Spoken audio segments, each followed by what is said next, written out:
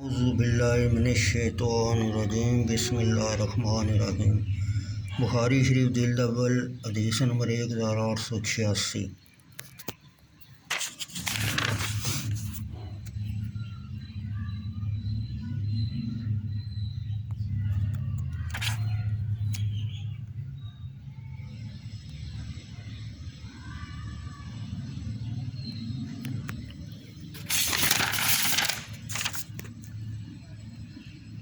حضرت ابو سعید خدری رضی اللہ تعالیٰ عنہ سے روایت ہے کہ رسول اللہ صلی اللہ علیہ وسلم ماہ رمضان کے درمیانے 10 دنوں میں اعتکاف بیٹھتے۔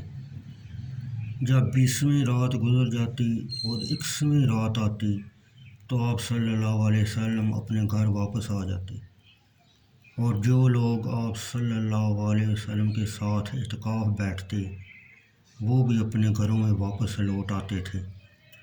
نبی کریم صلی اللہ علیہ وسلم رمضان المقدس کی ایک رات جس میں وہ واپس جایا کرتے اعتکاف میں رہے اور لوگوں کو خطبہ دیا، اور جو اللہ تعالیٰ نے چاہا ان کو حکم دیا۔ پھر فرمایا، میں اس عشرہ یعنی مہینے کے درمیانے 10 دن میں اعتکاف بیٹھا کرتا تھا۔